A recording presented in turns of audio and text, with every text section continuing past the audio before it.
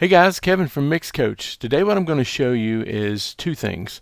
I'm going to show you how to eliminate a ring from a snare. Snares are notorious for having a ring in them. Sometimes it's desirable and sometimes it's just not.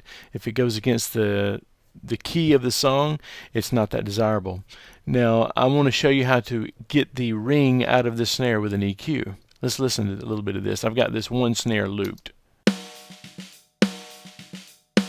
Okay, so what we're going to do is let's insert a 7-band EQ3, and then we're going to take this frequency here and I'm just going to drag it and pull it around. And if I hold the control, I can narrow it. You see that? So what we're going to do is we're going to boost it as much as possible until we find the ring, and here's how we'll do that.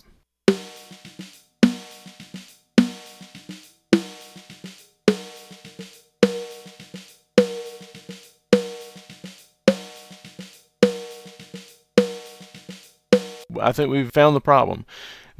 Sounds like the ring is at 494. Now what we're going to do is just pull it out about. You probably don't want to pull it all the way out unless you want it to sound like a 70s fat snare that's really choked down.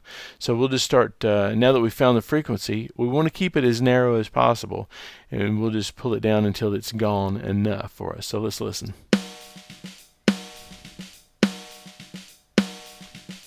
So here's before.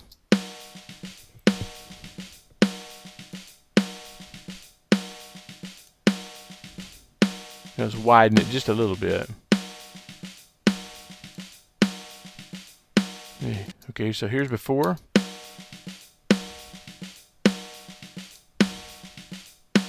Okay, so that's a subtle fix. Now what I'm going to do is just the opposite, and we're going to find the sweet spot where the snare really has a lot of beef to it. And typically, one of the reasons that the snare has ring is because the sweet spot of the snare is usually within an octave of the ring. So what we're going to do is the same thing. We're going to narrow the bandwidth as much as possible, and we're going to boost it until we hear the sweet spot of the snare, until the tone of the snare come out.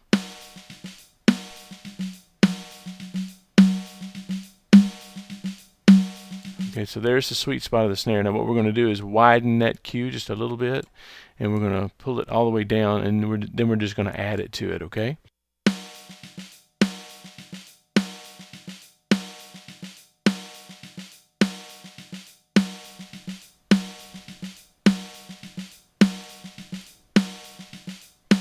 Okay, so usually when you eliminate or lessen the ring of a snare and then you add to the low end, usually now you're lacking on top end. So what we're going to do is we're going to take this green range here and we're going to keep it about an octave wide, and then we're going to boost around. Usually snare drums like about 6K.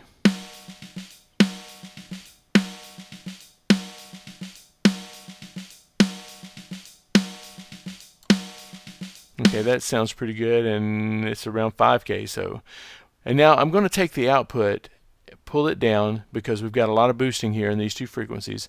I'm going to pull it down until the output matches the input, or at the very least not peaking.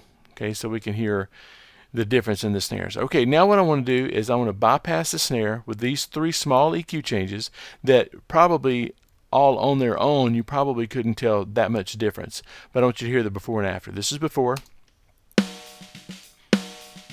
this is after.